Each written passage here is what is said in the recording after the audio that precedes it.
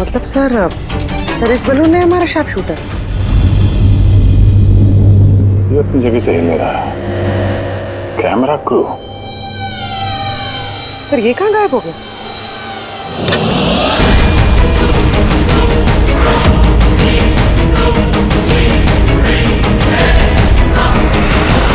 Sir इसके पास तो rifle है, वैसे ही जैसे साड़ू के सर ने बताई थी। अभिजीत,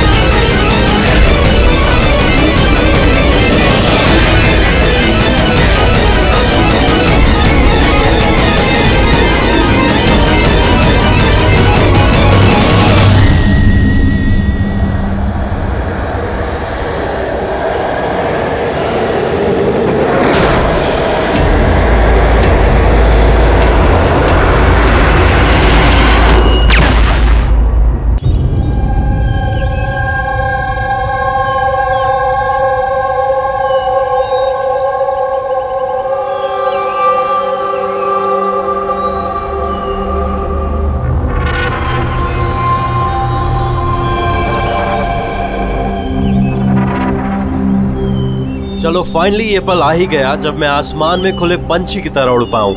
यस, और तुम्हारी ये उड़ान मैं अपने कैमरा में कैप्चर करूंगी। लेकिन मिस्टर आजाद पंछी, कहीं आसमान में इतनी दूर मत उड़ जाना कि आसमान में गुम ही हो जाओ। डोंट वरी मैडम, वैसे भी अगर रोनी जी आसमान में गायब हो भी गए ना तो वापस तो जमीन भी आना पड़ेगा ना। उड़ान भरने से पहले ही आप नीचे आने की बात कर रहे हो। चलो, हो गई तैयारी? All the best.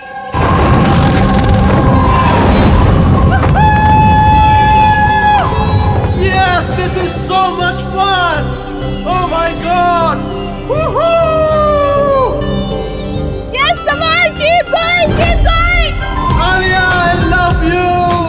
Ronnie, I love you too. वाह, लगता है काफी एक्सपीरियंस है इन उड़ान का। Of course, अमेरिका में उसने काफी एडवेंचर स्पोर्ट्स ट्राई किए हैं, पंजी jumping, paragliding and what not. बस इंडिया में कभी कुछ ट्राई नहीं किया था, और अब जब इंडिया में आए ही हैं हॉलिडे के लिए, तो क्यों ना कुछ ट्राई करें।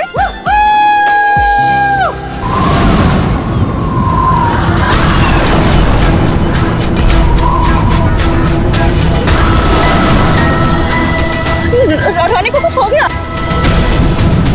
जॉनी को कुछ हो गया, देखो।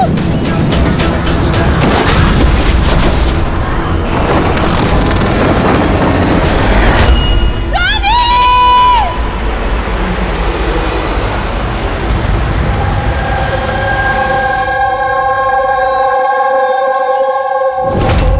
मैं और रोनी तो यहाँ हॉलिडे मनाने आए थे। मुझे क्या पता था कि ये रोनी का आखिरी दिन साबित होगा।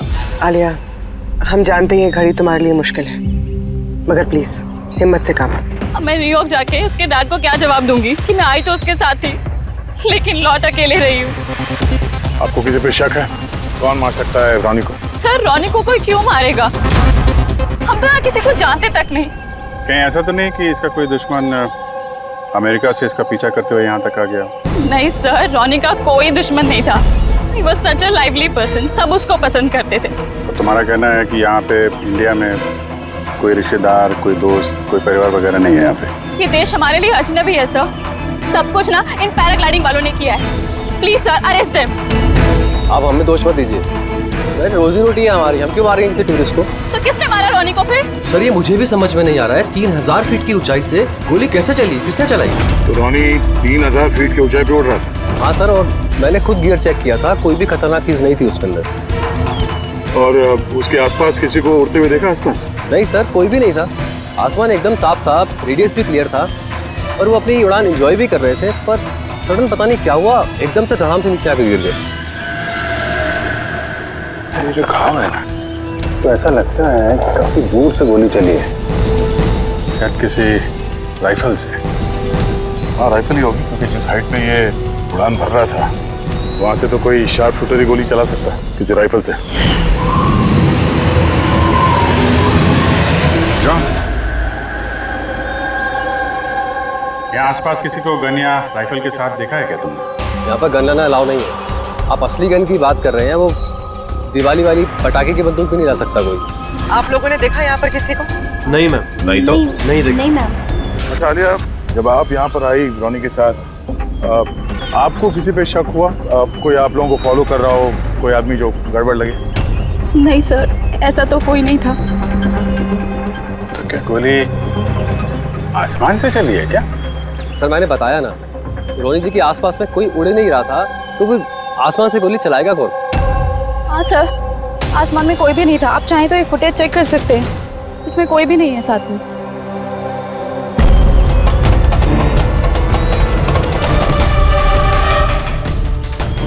फुटेज में तो रोनी के आसपास दूर दूर तक कोई दिख नहीं रहा है।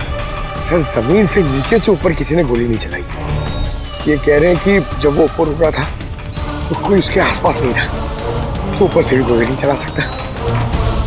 ये बताइए, ये गोली चली तो चली कहाँ से और किसने चलाई? कमाल है यार, इसका कोई दुश्मन नहीं है तो फिर इसको मारने के लिए इतनी प्लानिंग कौन करेगा? एक टेढ़ा केस लग रहा है। किसी टेढ़े आदमी को भेज देते हैं टेढ़े सबूत, शायद उसे कुछ पता चल जाए।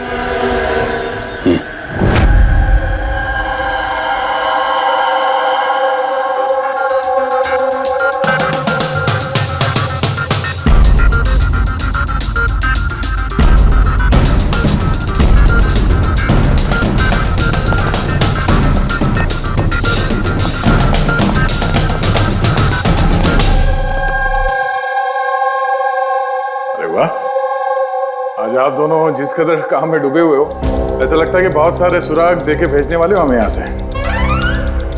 बहुत सारे सुराग? हाँ, और अगर एक भी नहीं मिला तो? सीधे सीधे बता ना, कोई सबूत मिला ही नहीं है, कोई सुराग ही नहीं मिला तुझे। सर उस गोली के बारे में कुछ पता नहीं चला? इतना पता चला है कि भाई ऊपर से किसी यूएफओ ने गोली चलाई हो। यार सालों के क्या बच्चों जैसे यूएफओ की बातें करते हो?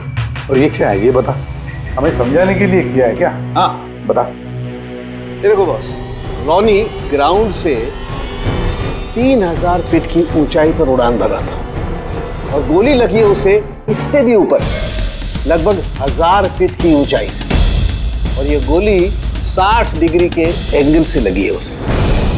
मुझे तो सोच सोच के चक्कर आ रहे हैं। आसमान में ऊपर से कौन गोली चला सकता है रोनी पे, और वो भी कैसे? अभी ठहर जा, और चक्कर आएगा। बॉस, ये गोली लगभग 3 किलोमीटर की दूरी से चली है ना, बड़ी अजीब बात है। गोली 3 किलोमीटर की दूरी से चलती है, 60 डिग्री में आती है, रोनी के गले में घुस जाती है टेढ़ी। मतलब राइफल भी इस्तेमाल की है, बड़ी पावरफुल। बिल्कुल बॉस, राइफल भी पावरफुल है और गोली चलाने वाला भी पक्का निशानेबाज।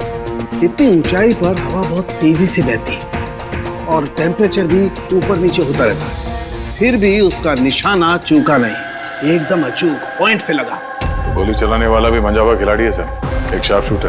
बिल्कुल, और ऐसे शार्प शूटर आसानी से तो मिलते नहीं जो ऐसा कारनामा कर जाए। लेकिन सर हमने सारे वीडियोस देख डाले। जब रोनी आसमान में था तो उसके आसपास ना तो कोई चॉपर था ना पैराशूट, आसमान एकदम साफ था सर। वही तो समझ में नहीं आ रहा है कि ये किलर, ये गोली चलाने वाला था कहां पर, जबकि सारा आसमान साफ था, जब बादलों में छुप कर बैठा था। और सर वो गोली से क्या पता चला? कुछ नहीं मिला पूर्वी। मैंने बैलिस्टिक डिपार्टमेंट का पूरा डेटाबेस चेक किया, ऐसी गोली का तो कोई रिकॉर्ड ही नहीं है। सर ये गोली जरूर कस्टम मेड बनवाई गई है। हाँ, अपने हिसाब से बना ली गोली, एक ऐसी गोली जो 3 किलोमीटर से चलती है और बिल्कुल निशाने पे लगती है। और सर अगर ये गोली इतनी जबरदस्त है तो इसकी राइफल भी काफी स्पेशल होगी। हाँ, एक काम करते हैं, ये गोली फायर आर्म्स विंग और बैलिस्टिक डिपार्टमेंट में भेजते हैं, देखते क्या रिपोर्ट आती है। अब ये जो भी कोई है, इतने ऊपर चला गया खून करने के लिए, अब जल्द से जल्द इसे जमीन पर लाते हैं।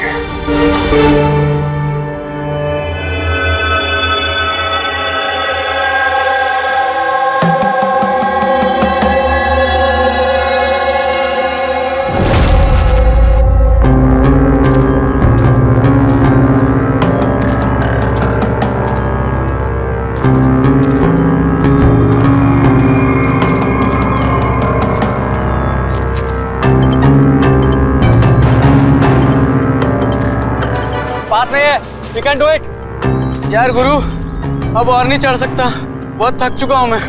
बस नवीन, ज्यादा दूर नहीं है, 3000 फीट चढ़ चुके हैं, पास ही में है। We can do it, come on.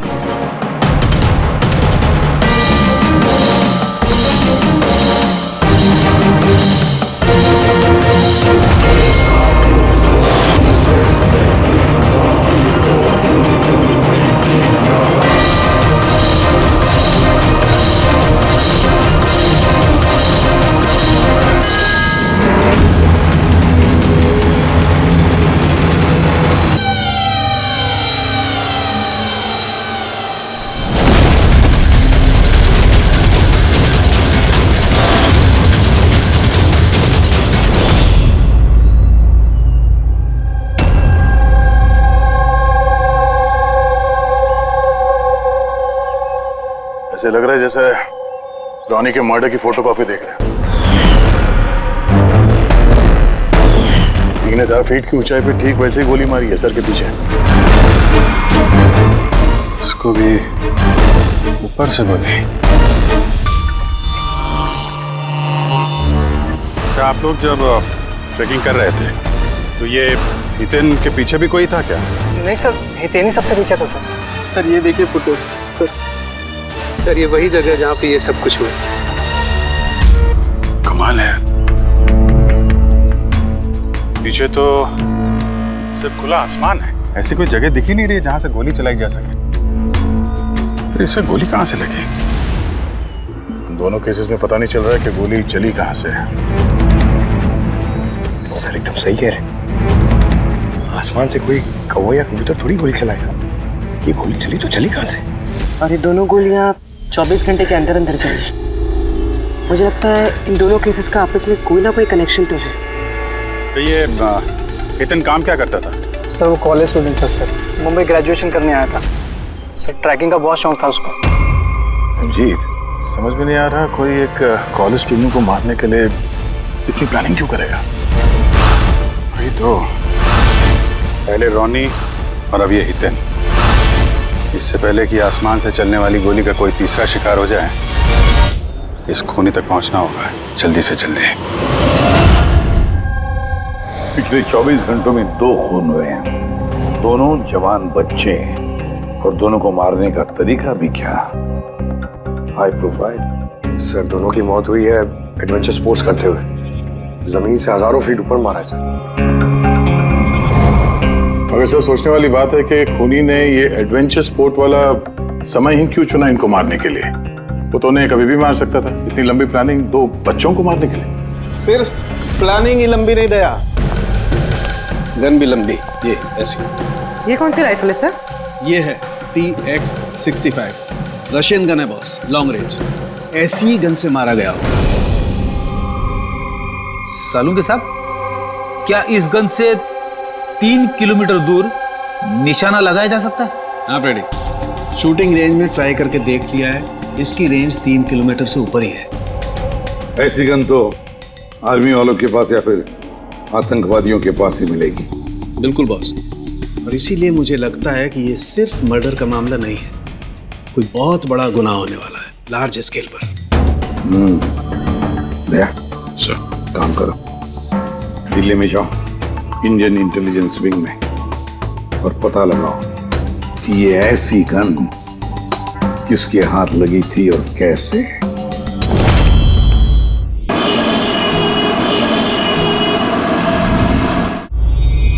ये सारे खून इसी राइफल से हुए हैं, और आप लोग तो जानते हैं ऐसी हाई प्रोफाइल राइफल सबके हाथ में तो लग नहीं सकती। आप बिल्कुल सही कह रहे हैं सर, और गौर करने की बात तो ये है सर कि ये राइफल कोई खरीदना भी चाहे तो खरीद नहीं सकता। ये 1 या 2 पीस नहीं बिकती, पूरा का पूरा अलॉटमेंट होता है। तो पिछले कुछ सालों में जो आतंकवादी हमले हुए हैं उसमें ये इस तरह के राइफल इस्तेमाल हुए थे? जी हाँ।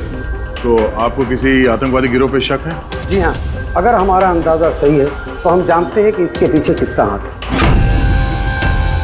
कौन? इलवारे जिले में कुछ समय पहले हमारी आर्मी ने बहुत सारे हथियार जब्त किए थे। उन हथियारों में ये वाली राइफल भी। हाँ प्रताप सर, सारे आतंकवादी मारे, उनमें से एक आतंकवादी बचकर निकल गया और हमने उनके सारे हथियार जब्त कर लिए। Well done Pratap sir. और जो आतंकवादी भागकर गया है उसके बारे में सारे पोस्ट को अलर्ट कर दो। तो ये काम उस आतंकवादी का हो सकता है जो बच के निकल गया था वहां से। जी हाँ, और हमारी इंफॉर्मेशन के मुताबिक ये आतंकवादी गिरोह जल्दी ही कुछ बड़ा करने वाला है। शायद ये उसी की शुरुआत हो। ये दोनों जुर्म कोई मामूली खून नहीं है, ये जरूर कोई बड़ी साजिश है, बड़ी साजिश, आतंकवादी हमले की साजिश। हाँ सर, और इस हमले को रोकने के लिए पहले इन आसमान से चलने वाली गोलियों का राज का पता लगाना पड़ेगा सर। और इस राज का पता करने के लिए हमें सबसे पहले ये पता करना पड़ेगा सर कि आतंकवादी रॉनी और हितेन जैसे आम आदमी की हत्या क्यों की। वैसे क्या कॉमन है इन दोनों खून में? सर दोनों मर्डर हवा में हुए, दोनों बार गोलियां ऊपर से चली, हाई प्रोफाइल राइफल से। किसी प्रोफेशनल शार्प शूटर का काम है सर ये। और सर इन दोनों केसेस में कोई वैंटेज पॉइंट नहीं है, कोई ऐसी जगह नहीं है जहां पे बैठ के खूनी इन दोनों पे गोली चला सकता है। वैंटेज पॉइंट, वैंटेज पॉइंट, कहीं यही तो वजह नहीं हो सकती है?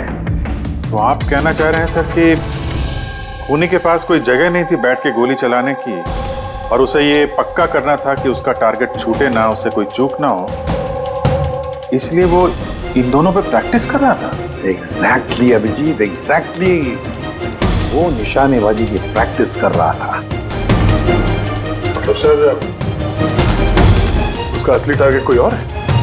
सर अगर कोई वैंटेज पॉइंट था ही नहीं तो फिर वो हवा में गोलियां कहां से चला रहा था? पंकज, तुम्हारे सवाल का जवाब तुम्हारे सवाल में ही है। ये बताओ कि हम, मेरा मतलब है इंसान हवा में कैसे उड़ता है बिना पंखों के? सर एरोप्लेन से या फिर हेलीकॉप्टर से। बस तुम्हारा जवाब मिल गया। लेकिन सर वहाँ क्राइम सीन पे ऊपर आसमान में कोई चॉपर तो उड़ नहीं रहा था, ना ही कोई केबल कार थी वहां पे। तो दया कुछ और होगा, कुछ और होगा। अभिजीत मैप निकालो, वहां उस पैराग्लाइडिंग और माउंटेनियरिंग कैंप के आसपास देखो। मेरा मतलब है ऐसा कुछ है क्या जहां से आदमी हवा में उड़ सके? जंगल है, और हाँ ये 2 हॉट एयर बैलून रेंजेस भी हैं। सर देखो जहां पर खून है उसके आसपास कितने रेडियस में है ये? सर ये दोनों 60 किलोमीटर के रेडियस में। तो एक बात तो पक्की हो गई, खूनी वहां पर हॉट एयर बलून में बैठा था और वहीं से उसने गोली चलाई 3 किलोमीटर की दूरी पे। सर अगर किसी को हॉट एयर बलून की सवारी करनी है तो पहले से बुकिंग करनी पड़ती है, कोई ऐसी नहीं जा सकता। कोई बात नहीं, तो वहां उस हॉट एयर बलून रेंज के ऑफिस में जाकर पता लगा कि ऐसा कौन सा टूरिस्ट था जिसने उन 2 दिनों में दोनों हॉट एयर बलून में सवारी की थी। ये टोटल 12 लोगों की लिस्ट है जो उस दिन हॉट एयर बलून में बैठे थे। कुछ लोग अलग बैठे थे और कुछ लोग ग्रुप बना के बैठे थे। तुम्हें कुछ याद है कि इनमें से कितने लोगों के पास कोई सामान या कोई बैग्स थे? या फिर कोई बदमाश जैसा दिख रहा हो? नहीं, बदमाश तो कोई नहीं लग रहा था, लेकिन एक बूढ़ी आंटी थी जिन्होंने बैकपैक रखे हुए थे और वो चश्मा और टोपी भी लगाई हुई थी। हाँ, हम भी हैरान थे कि इस उम्र में ऐसी ट्रैवलिंग का जज्बा। और जब फोटोज खींची जा रही थी तो वो शर्मा रही थी और अपना मुंह छुपा रही थी। ये बुढ़ी आंटी शार्प शूटर, सुनने में थोड़ा अजीब नहीं लग रहा है? हाँ सर, मैं ही पायलट हूँ इधर। 25 फरवरी को कुल मिलाकर सर मैंने 6 लोगों को एयर बैलून की सवारी करवाई थी और 2 लोगों को दिनेश ने सर। अच्छा, तो उनमें से कोई गड़बड़ टाइप का आदमी लगा या जिसके पास कोई सामान वगैरह हो? सर ऐसा तो कोई नहीं था। हाँ, एक बुजुर्ग आदमी था, पता नहीं बात बात पर क्यों चिल्ला रहा था। शायद उसका मूड खराब था या खड़ूस था शायद। उसके हाथ में कुछ सामान था क्या? सामान तो नहीं था। हाँ, बैसाखी लेकर चल रहे थे। बैसाखी लेकर चल रहे थे? तुम लोग की हिम्मत कैसे हुई मेरी तस्वीर लेने की बिना मुझसे पूछे? जरा भी तमीज है कि नहीं है? उड़ाओ उसे, उड़ाओ। अच्छा, फोटो खींचने पे नाराज हो गए? कितनी अजीब बात है ना सर, लोग हॉट एयर बलून पे रोज रोज तो बैठते नहीं हैं, तो वो खुद ही फोटो खिंचवाना चाहते हैं ताकि वो इस मेमोरी को हमेशा अपने पास रख सकें। और कोई खास बात याद है उनके बारे में? सब पता नहीं बतानी चाहिए या नहीं। नहीं नहीं बोलो, जो भी याद है खुल के बताओ। इन्हें चलता देख के लग नहीं रहा था कि उन्हें बैसाखी की जरूरत होगी, पर फिर भी उन्होंने बैसाखी पकड़ रखी थी। अच्छा,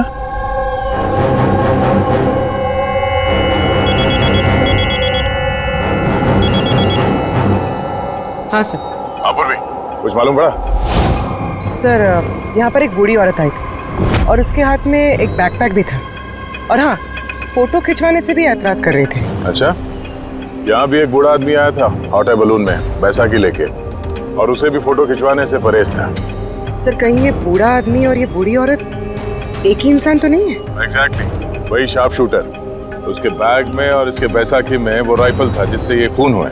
और सर दोनों दिन ये ऊपर अकेला ही गया होगा, क्योंकि अगर किसी और टूरिस्ट के साथ जाता तो फिर राइफल सेट करने में और निशाना साधने में काफी मुश्किल हो जाते। नहीं पूर्वी, मुझे लगता है वो अकेला तो नहीं गया होगा।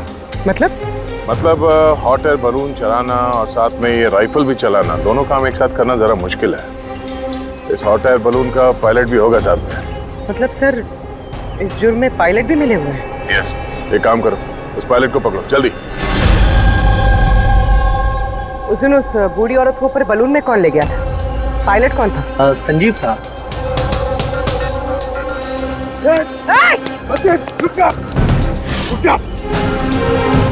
ना तुम मुझे मार पाओगे और ना ही उसे।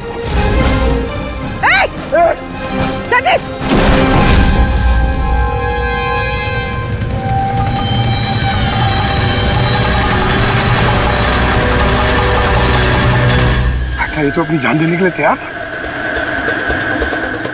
ये कोई छोटे मोटे मर्डर्स नहीं है पंकज, कोई बहुत बड़ा मिशन है जिसे अगर जल्द से जल्द नहीं रोका गया तो कुछ बहुत बुरा हो सकता है। अच्छा गीता, 24 फरवरी को जो आदमी ग्रुप में नहीं जाना चाहता था, अकेले जाना चाहता था, उसका पायलट कौन था? कौन लेकर? सोलो ट्रैवलर को तो दिनेश लेकर गया था। कमाल है दिनेश, इतनी देर से चुप बैठे हो, कुछ बोल ही नहीं रहे हो। तुम लोग मुझे पकड़ नहीं पाओगे।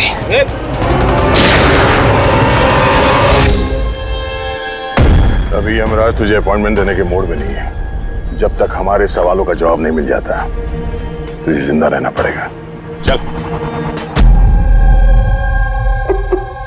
मार लो, जितना मार सकते हो मार लो, मुझे कोई फर्क नहीं पड़ता।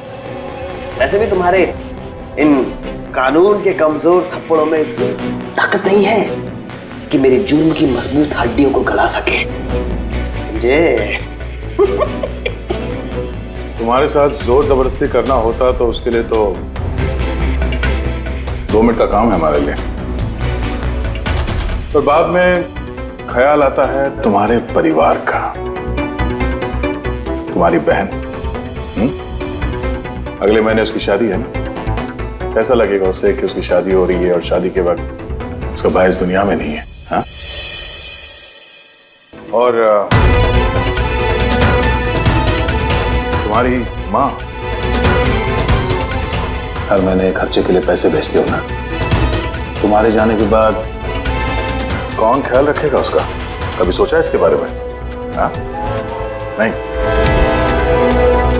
चलो, अब भी मौका है, सरकारी गवाह बन जाओ। वादा करते हैं तुम्हारे जेल जाने के बाद तुम्हारी माँ का ख्याल हम रखेंगे।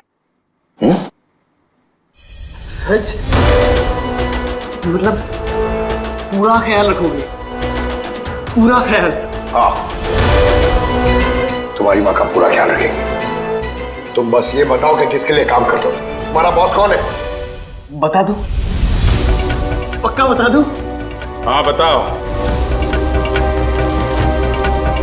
मैं जिसके लिए काम करता हूं ना, मेरा बॉस है सर, उसका नाम है एसीपी प्रद्युम्न।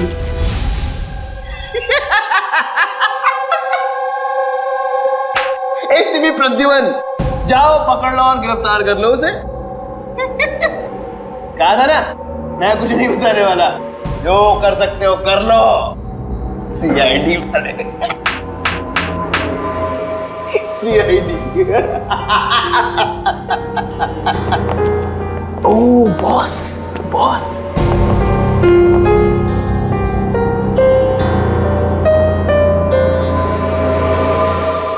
कोई बात नहीं, कुछ मत बताना। अब हम ना तुमसे कुछ पूछेंगे, कुछ बताने के लिए तुम पर जोर जबरदस्ती करेंगे, कुछ नहीं, सिर्फ एक करेंगे, हम तुम्हें सोने नहीं देंगे। सोने नहीं देंगे? वैसे भी मैं अगर जागता रहा तो मैं कुछ बताने नहीं वाला हूं आप लोगों को। कोई जरूरत नहीं, कुछ मत बताओ, बस सोने नहीं देंगे तुम्हें। ओके। यार दया, मैंने तो सुना है कि आदमी खाने पीने के बगैर तो काफी दिनों तक सरवाइव कर सकता है, लेकिन सोए भी ना। कितना तड़पेगा ये बेचारा, बड़ी बुरी मौत मरेगा, मुझसे तो देखा नहीं जाएगा।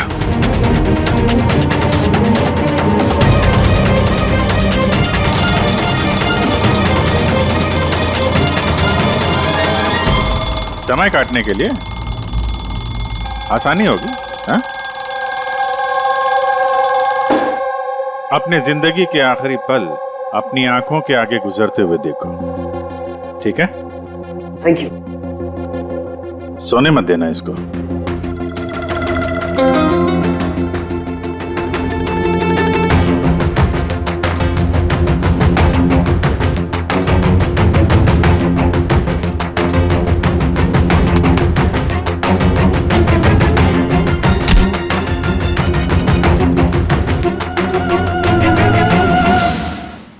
Ready sir. अरे कहाँ हो यार?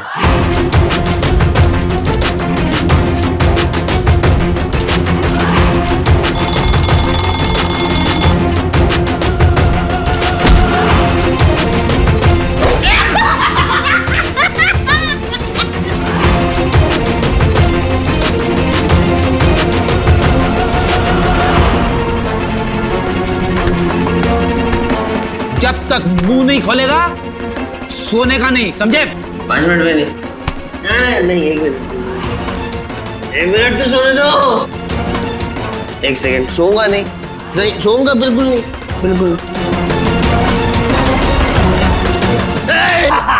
नहीं सोऊंगा।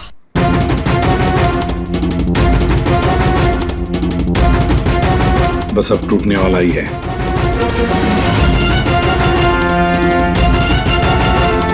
सब बकना शुरू कर देगा अभी। बल्लू, बल्लू नहीं सोएगा तू?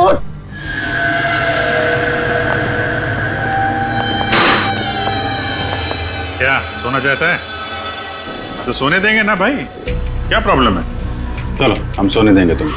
खाली ये बताओ कि तुम्हारे गिरोह का प्लान क्या है? हाँ बता दो।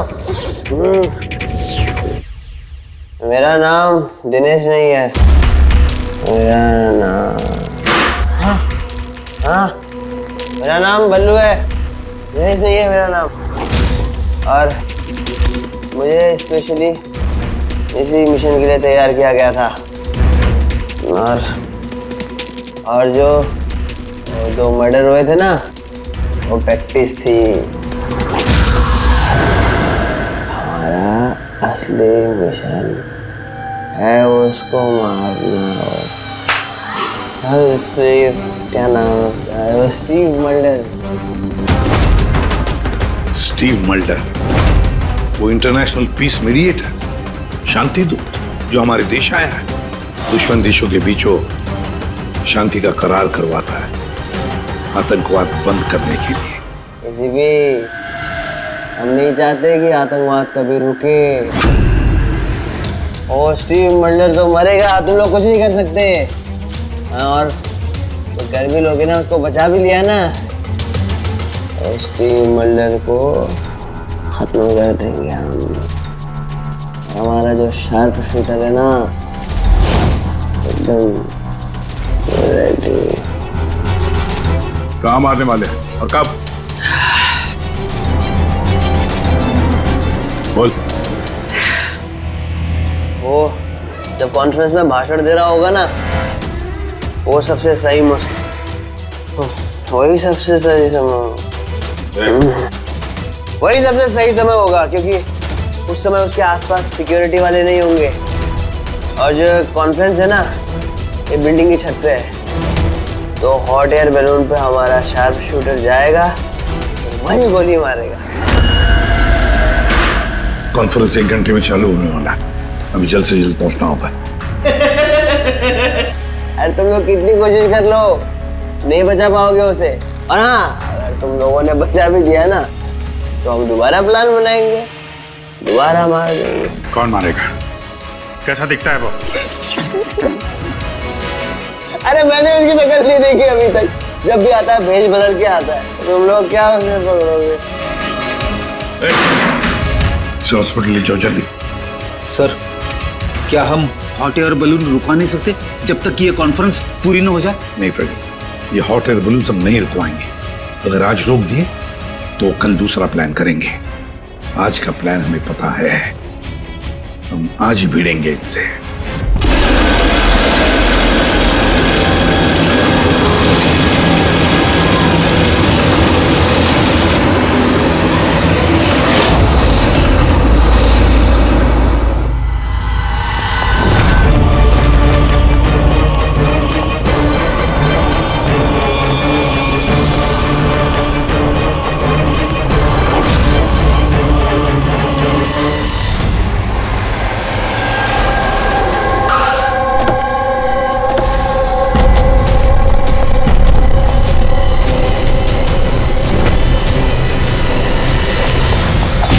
सीआईडी मिस्टर स्टीव मल्डर कहाँ है? ऊपर कॉन्फ्रेंस में।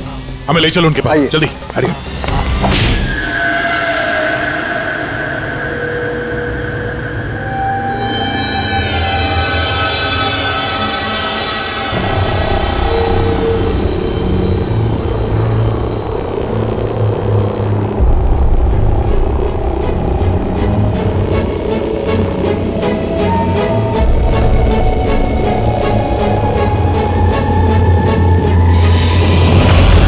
यहाँ पे 4 बलून है, 2 हवा में है और 2 रेडी हो रहे हैं उड़ने के लिए। मेरे सामने जो बलून है सर, उसमें एक कपल है और वो लड़के के पास एक बैकपैक है। नजर रखो उन पे, कौन कौन आ रहा है, कौन कौन जा रहा है, सब पे ध्यान रखना। ओके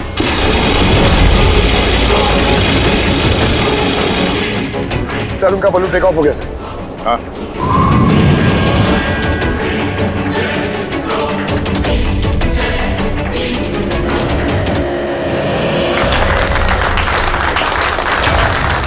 इस दुनिया में टेररिज्म क्यों है, ये क्वेश्चन बहुत जरूरी है। और ये टेररिज्म तभी स्टॉप हो सकते हैं जब सभी देश भाई भाई की तरह साथ रहें। टेररिज्म को जड़ से उखाड़ फेंकना होगा हम सबको।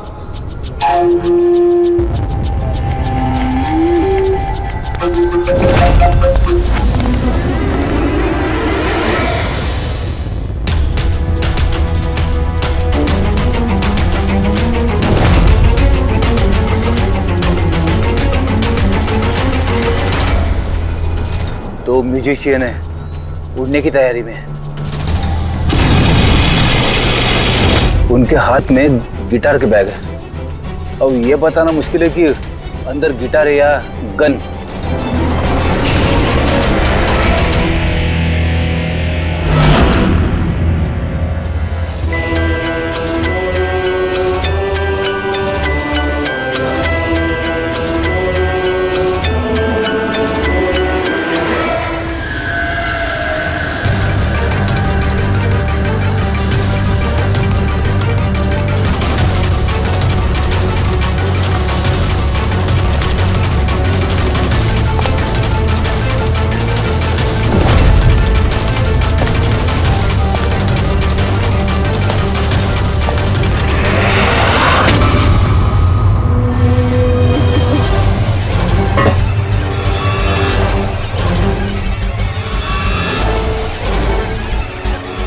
सर, और एक आदमी आया है, उसके पास एक बैकपैक और एक क्रच है। वेट करते हैं।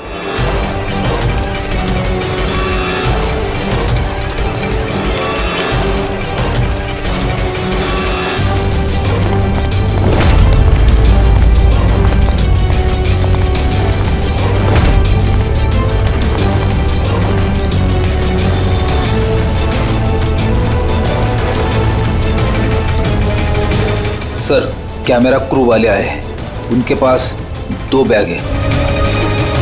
Camera crew?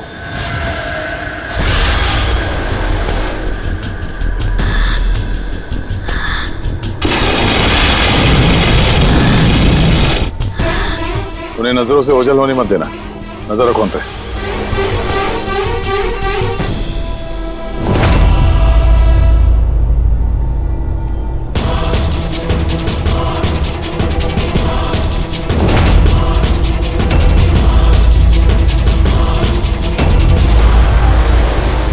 सर यहाँ तो बहुत सारे बलून उड़ रहे हैं। सुसाइड बॉम्बिंग क्या है? कोई खुशी खुशी हो अपनी जान देने को कैसे रेडी हो सकते हैं? जिंदगी अनमोल। Oh no, We need to respect ये सारे बलून? life. और our देश वो कौन सा बलून होगा जिसकी हमें तलाश है? लगता है भेष बदल के आया है। ये तो शक्ल से कुछ गड़बड़ लग रहा है।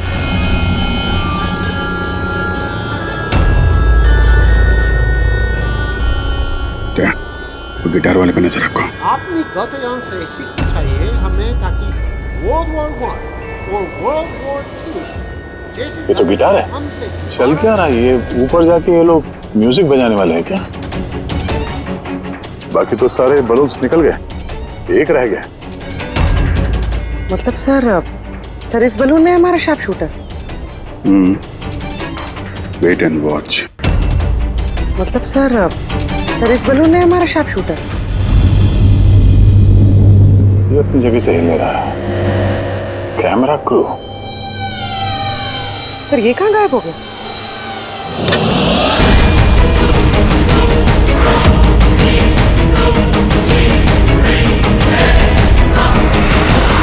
सर इसके पास तो राइफल है, वैसे जैसे साड़ों के सर ने बताई थी।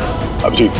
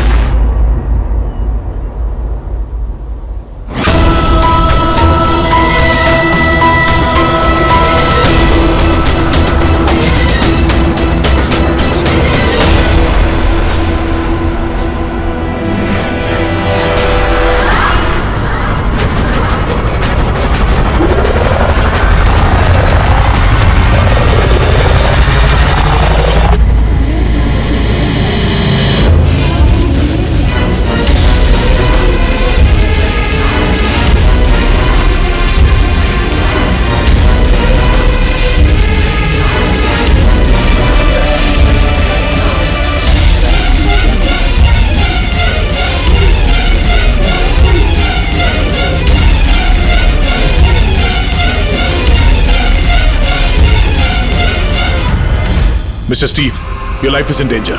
आपकी जान को खतरा है। आप क्या करें? We have a plan. Thank you CID। अगर आप लोग आज सही वक्त पे नहीं आते, मैं जिंदा नहीं होता। देखिए मिस्टर स्टीव, खतरा अभी गया नहीं है, अभी खून ही पकड़ा नहीं गया है, इसलिए बी सेफ है। Be careful. Okay Freddy, Pankaj, उस बलून पे नजर रखना, आंखों से ओझल होने मत देना। हाँ सर, हम लोग बलून को ट्रैक कर रहे हैं।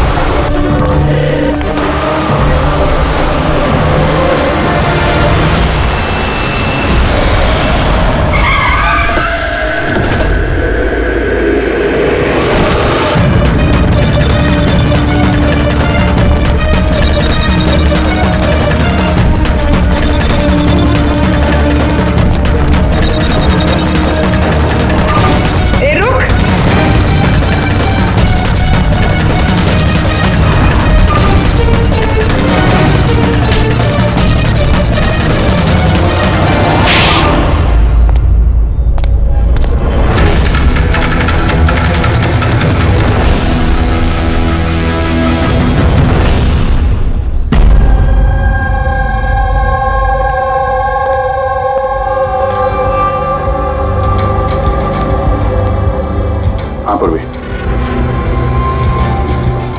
Good job, congrats. पकड़ गया killer mister Abhijeet? Yes mister Steve, we got him. Yes, well done. CID बरसों से इस देश की सेवा कर रहे हैं और आज एक बार फिर आपने एक खतरनाक टेररिस्ट को पकड़ लिए है। अभी वो पकड़ा गया है, बहुत जल्द हम उसके पूरे ग्रुप को पकड़ लेंगे। Mister Steve, we are very proud of you. आप जैसे लोगों की दुनिया को जरूरत है, जो आप जैसे साहसी हैं और नेक हो।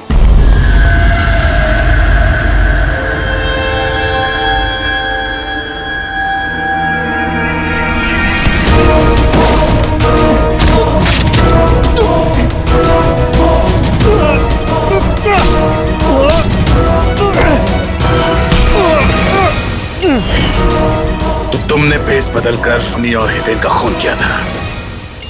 तुम मिस्टर शार्प शूटर, अब जेल की उड़ान भरना फांसी पे छूटते हुए समझा। तुम्हें क्या लगता है तुमने मुझे पकड़ लिया तो स्टीव जिंदा बच जाएगा? कभी नहीं। हमारी तादाद इतनी ज्यादा है कि तुम्हारा कानून हमें ढूंढते ढूंढते थक जाएगा, लेकिन हम खत्म नहीं होंगे। खत्म होगा तो तुम्हारा ये देश। एक खटमल हमारे देश पे बुरी नजर डालने वाले आए और चले गए। जानता है हमारे देश को आजाद हुए कितने साल हो गए? 70 साल। और पिछले 70 सालों में हमारे देश के वीरों ने न जाने कितने आतंकवादियों का खात्मा किया है। आज तेरी बारी है, कल तेरे साथियों की बारी होगी।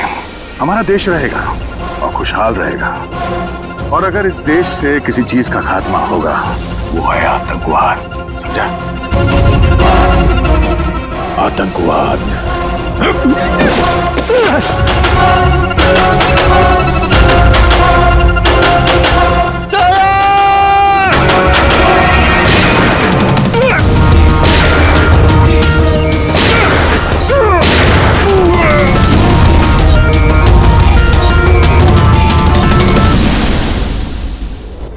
आतंकवादी पीठ पे ही गोली मारोगे?